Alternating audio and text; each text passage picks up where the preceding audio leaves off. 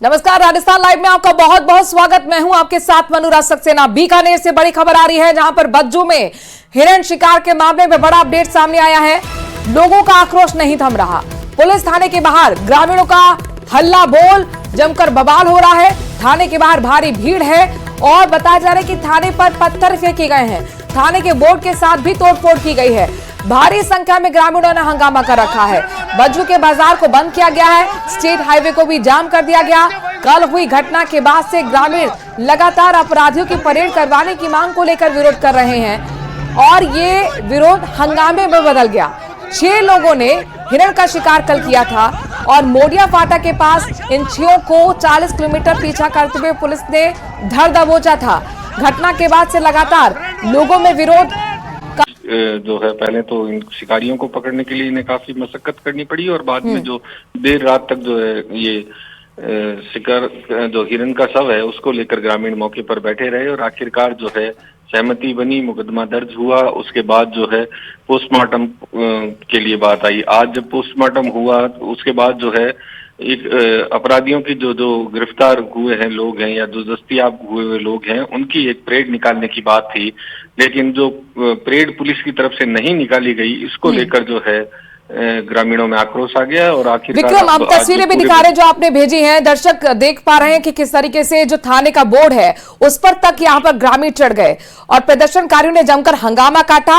ये विरोध प्रदर्शन था लेकिन देखते ही देखते हंगामे में तब्दील हो गया। आप देखिए एक शख्स कैसे पुलिस थाने के बोर्ड पर जूते चप्पल मार रहा है और अपने पैर मारता हुआ नजर आ रहा है। जमकर थाने के बाहर घेराव करते हुए विरोध प्रदर्शन किया गया है। पूरे बाजार को बंद किया गया है। स्टेट हाईवे को जाम कर दिया गया है। विक्रम, लेकिन ये मांग तो बहुत छोटी है, परेड कराई जाए। हमने देखा है अक्सर कई आपराधिक मामलों में पुलिस बकायदा परेड कराती आई है, तो यहाँ पर क्या दिक्कत है? देखिए, दिक्कत ये आ रही है क्योंकि ये बज्जू जो क्षेत्र है वहां पर रात से ही जो है भीड़ जुटी हुई थी और सुबह जब पोस्टमार्टम हुआ उसके बाद से जो है भीड़ काफी इकट्ठी हो गई थी। तो पुलिस ने जो सेफ्टी के हिसाब से, क्योंकि ये सभी लोग पंजाब के हैं, तो इस कारण से शायद संभवतः ये परेड नहीं कराई गई, लेकिन परेड नहीं कराने से इतना आक्रोश बढ़ा है कि पूरा कस्बा जो है उसे बंद कर दिया गया है। और आप देख पा रहे हैं किस तरह से थाने में तोड़फोड़ की जा रही है, पुलिस की गाड़ियों पे पत्थर मारे जा रहे हैं और जो पुलिस के बोर्ड है वो तक तोड़ने का जो है प्रयास किया जा रहा है। तो कुल मिलाकर अब जो है ये बवाल और ज्यादा बढ़ता ही जा रहा है क्योंकि ग्रामीण इस बात पर अड़े हुए हैं कि कहीं ना कहीं पुलिस। झुंझुनू से बड़ी खबर है। आरएएस परीक्षा 2024 से जुड़ा बड़ा अपडेट आपको दे दें। 9 परीक्षार्थियों को 1 साल के लिए डिबार किया गया है। झुंझुनू के 8 और सीकर का एक परीक्षार्थी इसमें शामिल है।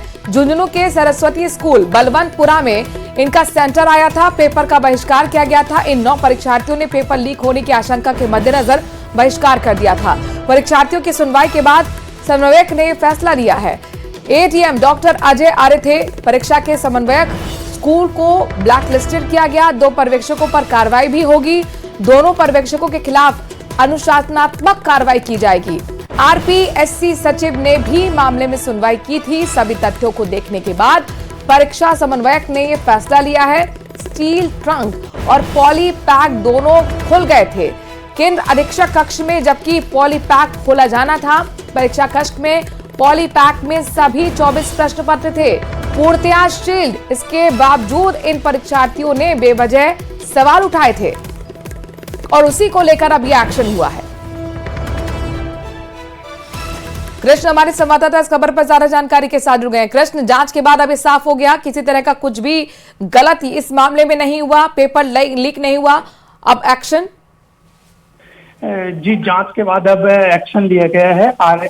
जो आरएएस परीक्षा 2024 थी उसमें जो 2 फरवरी को परीक्षा हुई थी उसमें 9 परीक्षार्थियों ने वो कमरा नंबर 24 9 परीक्षार्थियों ने गंभीर सवाल खड़े किए थे, जिसके बाद पूरी जांच की गई है। जांच के बाद जो तथ्य सामने आए हैं उन तथ्यों के आधार पर 9 परीक्षार्थियों को है वो 1 साल के लिए डीबार कर दिया गया है। इनमें जो 7 परीक्षार्थी हैं वो झुंझुनू के हैं, तो 2 परीक्षार्थी सीकर के हैं और जिस स्कूल में परीक्षा केंद्र था उस स्कूल को भी है वो ब्लैक लिस्टेड कर दिया गया है। साथ ही जो 2 पर्यवेक्षक थे उनको 17 सीसी के नोटिस हैं वो थमाए गए हैं। आपको बता दूं कि जो 18 फरवरी को है वो आरपीएससी के जो सचिव हैं उन्होंने इनको व्यक्तिगत सुनवाई के लिए बुलवाया था और उसके बाद सुनवाई की गई थी।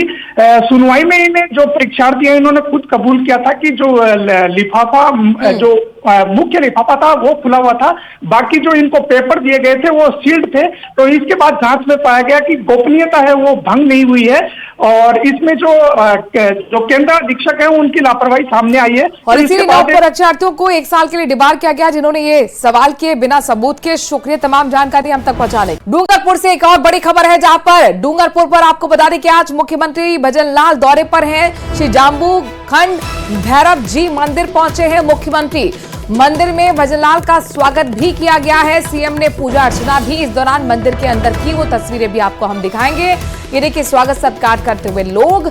जैसे ही उन्हें जानकारी मिली मुख्यमंत्री पहुंच रहे हैं डूंगरपुर। यहाँ हेलीपैड के पास बीजेपी के तमाम कार्यकर्ताओं को भी और आम जन को भी आप देख पा रहे हैं जो अपनी तरफ से छोटे छोटे कुछ गिफ्ट्स भी लेकर आए हैं, कुछ माल्यार्पण कर रहे हैं, कुछ फूल दे रहे हैं। इसके साथ साथ ये मंदिर के अंदर की तस्वीरें हैं। श्री जाम्बू खंड भैरव जी मंदिर पहुंचे मुख्यमंत्री, पूजा अर्चना करती हुई तस्वीरें आपको हम दिखा रहे हैं।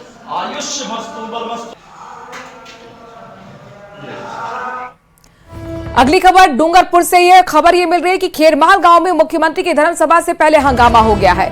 सभा में मौजूद संत नाराज होकर सभा से चले गए। साधु संतों ने सम्मान नहीं करने का आरोप लगाया। पानी तक यहाँ पर उन्हें नहीं मिला, व्यवस्था नहीं थी, इस तरीके के आरोप लगाए गए, सवाल खड़े किए गए। साधु संतों की तरफ से उनका कहना है कि हमारा स्वागत सत्कार नहीं हुआ, सम्मान नहीं किया गया है, लिहाजा संतों ने नाराजगी दिखाते हुए सभा को छोड़ दिया, यानी कि सभा से निकल गए। ये सभा धर्म सभा है और इसमें मुख्यमंत्री की मौजूदगी होनी थी, लेकिन इससे पहले यहाँ पर हंगामा देखने को मिला।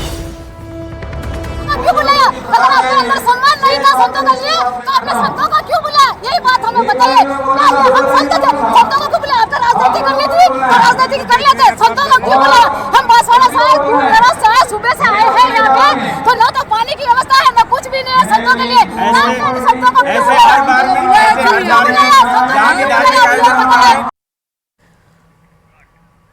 तो आज सभी की निगाह डूंगरपुर पे है, चूंकि मुख्यमंत्री का आज आगमन और दौरे के बीच लगातार आपको अपडेट दे रहे हैं। एक और बड़ी जानकारी निकल कर आ रही है। बीजेपी सांसद मन्ना लाल रावत ने इस दौरान विपक्ष पर हमला किया है। कहा कि जो आदिवासियों को हिंदू नहीं मानते उनका आरक्षण खत्म होना चाहिए। साथ ही कहा कि कुछ लोग आदिवासियों की आस्था पर चोट कर रहे हैं। ऐसे लोग भस्मासुर हैं जो समाज को नुकसान पहुंचाना चाहते हैं। आदिवासी को हिंदू नहीं कहने वाले समाज विरोधी हैं। सुनिए। हाईकोर्ट से जमानत लेकर आए वो लोग हैं जिनका झारखंड और छत्तीसगढ़ में एफआईआर जिन लोगों के साथ हो रखी है, वो लोग यहाँ आके गालियां दे रहे हैं, हिंदू समाज को गालियां दे रहे हैं, जनजाति समाज को गालियां दे रहे हैं, सर्व समाज को गालियां दे रहे हैं। मैं समझता हूँ इस धर्म सभा में हम सभी बहुत अच्छा अवसर है इस क्षेत्र के विकास के लिए, विकसित भारत 2047 के लिए, जब बहुत अच्छा कर रही है सरकार, लगातार अच्छी योजना आ रही है, हम उनकी तरफ ध्यान दें। और ये जो भस्मासुर है उन भस्मासुरों को भी जवाब देना है, पूछना है। जब डबल इंजन की सरकार है तो निश्चित का जो जो चाहे नगरपालिका है वहां पर भी उसी रूप में हमें जोड़ना है, लोगों को उन्हें उसी रूप में जोड़ना है ताकि डबल इंजन जो है 3 इंजन हो जाए। और ये 3 इंजन मिलकर विकास की जब बात करेंगे तो निश्चित रूप से मेवाड़ वालों का हमारा जो क्षेत्र सर्व समाज पूरा युवा साथी, माता बहनें, किसान, अन्नदाता और गरीब जितने भी वंचित हैं सभी को लाभ मिलेगा। विजयनगर ब्लैकमेल कांड से जुड़ी बड़ी खबर ब्यावर से आ रही है। आज आरोपियों की पेशी हुई है जिसमें पूर्व पार्षद हकीम कुरैशी और साथ ही सावरमल की पेशी की गई। कड़ी सुरक्षा के बीच ब्यावर कोर्ट में पेश किया गया। रिमांड पर चल रहे पूर्व पार्षद हकीम कुरैशी से पूछताछ लगातार जारी है। धर्मांतरण, फंडिंग, अन्य आरोपियों को लेकर भी पूछताछ हो रही है। बेंगलुरु से गिरफ्तार किया गया कैफे संचालक सावरमल से भी पूछताछ शुरू हो चुकी है। ब्लैकमेल कांड में अब तक 13 आरोपियों को पकड़ा गया है। आपको बता दें कि इस मामले में लगातार नए खुलासे भी हो रहे हैं। समाज में आक्रोश है, हर दिन विरोध रैली निकाली जा रही है, फांसी देने की तक मांग की जा रही है और इन सब के बीच में कानूनी कार्रवाई का सिलसिला भी जारी है। विजयनगर ब्लैकमेल कांड में जो मुख्य आरोपी पूर्व पार्षद है हकीम कुरैशी, साथ ही सावरमल, दोनों की आज कड़ी सुरक्षा के बीच कोर्ट में पेशी हुई। रिमांड पर चल रहे पूर्व पार्षद हकीम कुरैशी से लगातार पूछताछ जारी है। कड़ी दर कड़ी जोड़ने की कोशिश पुलिस कर रही है। इसके साथ साथ धर्मांतरण का जो एंगल सामने आया है, इसमें फंडिंग कहां से हो रही थी, इसको लेकर भी पुलिस जांच पड़ताल कर रही है। पूछताछ में माना जा रहा है कि कई और बड़े खुलासे हो सकते हैं। अब तक 13 आरोपियों को इस मामले में गिरफ्तार किया गया है। बेंगलुरु में हाल ही से गिरफ्तार कैफे संचालक सावरमल को भी कोर्ट में पेश किया गया। इससे भी लगातार पूछताछ का सिलसिला जारी है। अशोक सिंह भाटी हमारे संवाददाता इस खबर पर ज्यादा जानकारी के साथ जुड़ गए हैं। अशोक, आपके पास क्या अपडेट? था पूर्व जो पार्षद है हकीम कुरैशी और उसके अलावा जो कैफे संचालक को गिरफ्तार किया है बांग्लादेश बेंगलोर से, उन दोनों को आज जो है न्यायालय में पेश किया गया है। अभी फिलहाल जो है इस मामले की जो है सुनवाई चल रही है। अब इसमें अगली डेट मिलती है या फिर, क्योंकि अवकाशकालीन न्यायालय के समक्ष ये पेश किया है। वैसे अजमेर में पॉक्सो एक्ट न्यायालय में उनको लाया जाता है, लेकिन आज जो है लिंक कोर्ट जो है ब्यावर जो है उस कोर्ट में पेश किया गया है, तो संभव रिमांड और जो है उन्हें मिल सकती है और इस दौरान उनसे कड़ी पूछताछ जो है वो की जानी है। तो फिलहाल जो है दोनों ही जो है अवकाशकालीन न्यायालय के समक्ष जो है वो पेश होने गए हैं और वहां से जो भी जो सूचना मिलती है उसके बाद अपडेट दिया जाएगा। लेकिन दोनों से ही कड़ी पूछताछ जो है धर्मांतरण को लेकर हो, चाहे फंडिंग को लेकर हो, चाहे पूरे ब्लैकमेल कांड को लेकर हो, उनसे पूछताछ जारी है। पिछले 5 दिन से जो हकीम कुरैशी है वो पुलिस के रिमांड पर ही है और इससे और भी कई जानकारियां हैं वो जो है निकल सकती है। ऐसे में उससे और भी रिमांड पर लिया जा सकता है। साथ साथ जो कैफे संचालक है सावरमल, उनसे भी पूछताछ जो है इस मामले में की जा रही है, क्योंकि उसे भी जो है वो फरार हो गया था। 5,000 का इनाम उस पर रखा गया था। बेंगलोर से उसे गिरफ्तार करके लाया गया है। ऐसे में वो कब से जो है यहाँ पर संचालन कर रहा है, कौन कौन लड़कियां उसके संपर्क में हैं और ये भी उसके संपर्क में कैसे आए और कब से ये जो काम है वो चल रहा है वहां पे, तो इन सभी को लेकर पूछताछ की जानी है। मौका तस्दीक जो है वो करवाई जानी थी। तो इन सभी विषयों को लेकर जो है आज न्यायालय के समक्ष दोनों आरोपियों को रखा है, लेकिन अवकाशकालीन होने के चलते हो सकता है कि 1 दिन का और रिमांड जो है उन्हें दिया जा सकता है। फिर जो मुख्य जो इस मामले में देख रहे हैं उनके पास फिर से इसे पेश किया जा सकता है। जी अशोक, क्या अभी तक सभी की गिरफ्तारी हो गई है या माना जाए कि पूछताछ में जैसे जैसे खुलासे होंगे हो सकता है नए चेहरे भी सामने आए और उनकी भी फिर आगे गिरफ्तारी मुमकिन? जी बिल्कुल, इस मामले में 3 नाबालिग लड़कियों की ओर से अलग अलग एफआईआर दर्ज कराई गई थी और नामजद जो है उसमें रिपोर्ट दर्ज कराई गई थी। इसमें से 3 से 4 आरोपी अभी भी जो है फरार जो है बताए जा रहे हैं। तो उनको लेकर जो है शुक्रिया तमाम जानकारी हम तक पहुंचाने के लिए। और सीधे आपको डूंगरपुर लिए चलते हैं। मुख्यमंत्री भजनलाल शर्मा डूंगरपुर के दौरे पर हैं। धर्म सभा का आयोजन और उसके बाद यहाँ पर एक रैली को संबोधित कर रहे हैं। विधायक वल्लभ नगर उदयलाल जी डांगी साहब, विधायक सलूमर शांता देवी मीणा जी, पूर्व मंत्री राजस्थान सरकार कनकमल कटारा जी, पूर्व मंत्री राजस्थान सरकार सुशील कटारा जी, पूर्व सांसद राज्यसभा श्री हर्षवर्धन जी, पूर्व विधायक आसपुर गोपीचंद मीणा जी, जिला प्रमुख श्रीमती सूर्य आहारी जी, जिला संगठन प्रभारी श्री कमलेश राजपुरोहित जी, जिला अध्यक्ष डूंगरपुर श्री अशोक पटेल जी, सभी हमारे साधु संत समाज के सभी प्रमुख और इस कार्यक्रम में आए मेरे पूजा योग बुजुर्गों, नौजवान दोस्तों और इतनी बड़ी संख्या में आई मेरी माता बहनों, सबसे पहले तो मैं आप सभी का अभिनंदन करता हूं, आप सभी को मैं नमन करता हूं। मैं धन्यवाद देना चाहता हूं हमारे बेल जी पाटीदार जी को कि लगातार वो काफी समय से इस कार्यक्रम के बारे में मेरे से कह रहे थे और ये कह रहे थे कि आप आएंगे। मैंने 2-3 बार कार्यक्रम आगे भी बढ़ा, लेकिन मैं धन्यवाद उनको इस बात के लिए देना चाहता हूं कि आज एक साथ आप सभी के दर्शन का लाभ मिला। इसके लिए मैं उनको धन्यवाद देना चाहता हूं कि आप सभी के दर्शन का लाभ मुझे मिला है। और मैंने देखा है स्वयं श्री जामुखंड भैरव जी मंदिर के जीर्णोद्धार महोत्सव में आप सब पधारे हैं। आप सभी को बहुत बहुत बधाई और शुभकामनाएं मैं देता हूं कि आपने एक अच्छा काम किया है। इस ऐतिहासिक मंदिर को जो भव्य रूप दिया गया है वो यहाँ के लोगों की भगवान भैरव के प्रति अगाध आस्था का प्रमाण है। इस भव्य मंदिर में विराजे भैरव जी का आशीर्वाद लेना मेरे लिए भी बड़ी सौभाग्य की बात है कि आज ही में मैं मां त्रिपुरा सुंदरी के दर्शन करके आया और उसके बाद भैरव जी के दर्शन हो गए। निश्चित रूप से मैं सौभाग्यशाली हूं। मित्रों, बागड़ के प्रमुख तीर्थों में से एक स्वयंभू श्री जामुखंड भैरव जी ये मंदिर यहां के निवासियों के लिए सदियों से आस्था और श्रद्धा का केंद्र बन रहा है। कहा जाता है कि अज्ञातवास में पांडव इस जगह पर रुके थे, ऐसा बताते हैं। पास में ही मीराबाई की जागृति धूणी है। मैं भक्त शिरोमणि मीराबाई को भी नमन करता हूं और उनको प्रणाम करता हूं। कृष्ण भक्त मीराबाई की धूणी यहां स्थित है, जैसा मेरे को बताया। निश्चित रूप से मैं उनको भी प्रणाम करता हूं। डूंगरपुर की यह पूरी धरती अत्यंत गौरवशाली है। यह भक्ति और आध्यात्म की पावन धरा है। यह भगवान शिव, भगवान विष्णु, उनके अवतारों की धरती है।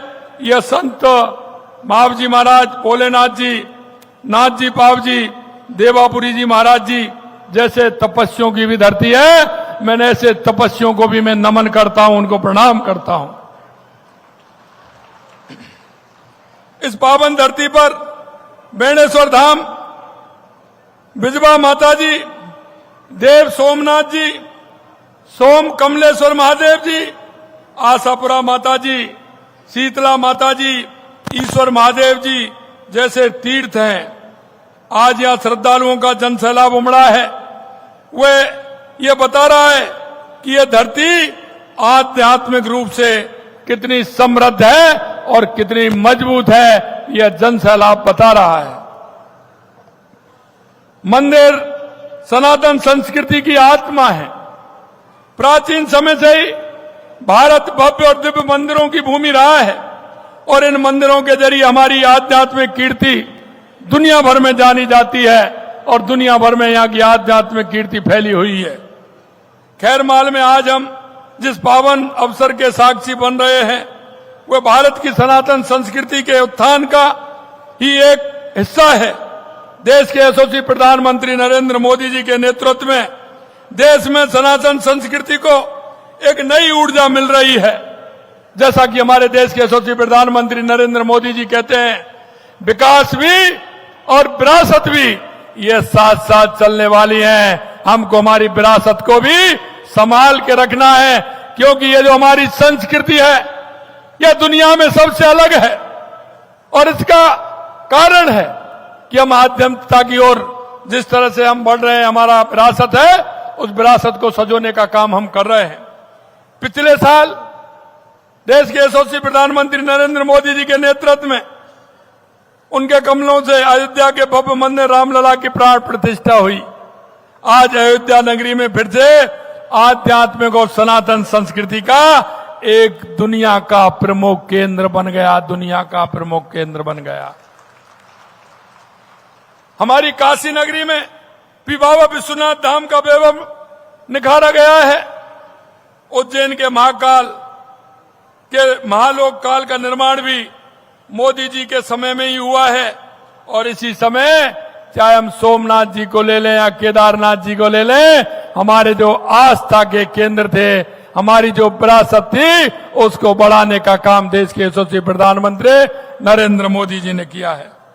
और आप देख सकते हैं, अभी अभी आपने देखा होगा प्रयागराज के महाकुंभ में सनातन संस्कृति का जो भव्य संगम देखने को मिला, उससे हमारी आध्यात्मिक उन्नति का संदेश पूरी दुनिया में पहुंचा है, पूरी दुनिया में पहुंचा है। और ये जो महाकुंभ का संगम है, ये दुनिया में अपने आप में निराला है। आप देख सकते हैं किस तरह से बिना किसी भेदभाव के वहां हमारे देश के लोगों ने और दुनिया के लोगों ने जो त्रिवेणी संगम में स्नान किया है, महाकुंभ को देखने लायक है। राजस्थान में हमारी सरकार भी हमारे आस्था धामों का कायाकल्प करने के लिए काम कर रही है। हाल में हमने जो बजट पेश किया है, उसमें प्रदेश के जनजातीय आस्था के केंद्र त्रिपुरा सुंदरी, मानगढ़ धाम, बेणेश्वर धाम, सीता माता अभ्यारण्य, ऋषभदेव, गौतमेश्वर मंदिर, मातृकुंड आदि को शामिल कर जनजातीय टन सर्किट विकसित करने का प्रावधान भी हमने किया है कि हमारे इस क्षेत्र में भी हमारा धार्मिक सर्किट ठीक ठाक से बने और हमारे लोग उनमें दर्शन करने के लिए जाएं। हमारी सरकार वरिष्ठ नागरिक तीर्थ योजना के तहत श्रद्धालुओं को अयोध्या, काठमांडू, पशुपतिनाथ और अन्य तीर्थ स्थलों की यात्रा करवा रही है। इस बार के बजट में हमने इनके लिए भी विशेष प्रावधान किए हैं। वरिष्ठ नागरिकों के स्वास्थ्य और सहूलियत को ध्यान में रखते हुए वरिष्ठ नागरिक तीर्थ यात्रा योजना के तहत आगामी वर्ष में 6000 वरिष्ठ जनों को हवाई मार्ग से यात्रा कराई जाएगी, हवाई यात्रा कराई जाएगी और 50,000 वरिष्ठ जनों को एसी ट्रेन के द्वारा तीर्थ यात्रा करवाने का हमने कहा है और उनको जल्दी हम तीर्थ यात्रा कराएंगे। इस बजट में हमने राज्य और राज्य के बाहर के देवस्थान विभाग के मंदिरों के स्वरूप को निखारने के लिए 161 करोड़ रुपए का प्रावधान किया है। हमारे राज्य के अंदर जो हमारे मंदिर हैं या हमारे राज्य से बाहर किसी भी प्रदेश में हमारे मंदिर है, उनके उत्थान के लिए हमारी सरकार ने 161 करोड़ रुपए का प्रावधान रखा है। मंदिरों में भोग की राशि को बढ़ाकर 3000 रुपए किया है। पुजारियों का मानदेय बढ़ा करके 7500 रुपए प्रतिमाह किया है। हम खाटू श्याम जी मंदिर को भव्यता प्रदान करने के लिए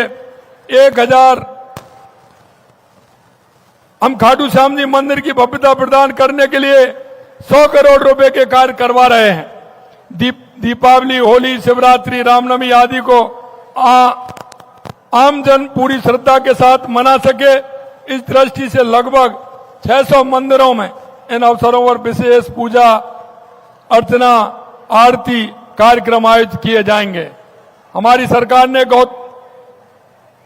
गौतमेश्वर मंदिर, अरनौत प्रतापगढ़, करणी माता मंदिर, नीमच माता मंदिर, उदयपुर जैसे बहुत से मंदिरों के विकास कार्य करवा रही है।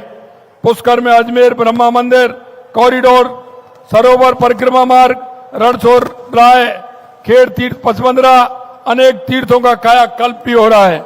साथ ही धूलेश्वर महादेव, गुड़ामलानी, अम्बे माता मंदिर सुमेरपुर, प्रेम सागर तालाब, सवाई भोज मंदिर, आसीन, भीलवाड़ा जैसे अनेक आस्था धामों के लिए सौंदर्यकरण और आधारभूत सुविधाओं को करवाए जा रहे हैं।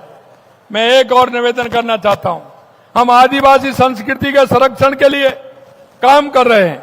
जनजाति के नायकों की पहचान स्थापित करने के लिए उदयपुर में कालीबाई भील, बांसवाड़ा में बांसिया चरपोटा और डूंगरपुर में डूंगर बल्ला स्मारक बना रहे हैं, जिससे हमारे वो धार्मिक स्थल भी हमारे जनजातीय समुदाय के योग। आपके क्षेत्र के लिए हमने पिछले बजट में हमने देखा होगा कि डूंगरपुर के विकास के लिए मेरे पास बहुत सारे काम हैं जो हमने डूंगरपुर के विकास के लिए किए हैं और हमने पिछले बजट में भी किए। उनका काम प्रारंभ हो गया और इस बजट में किए हैं।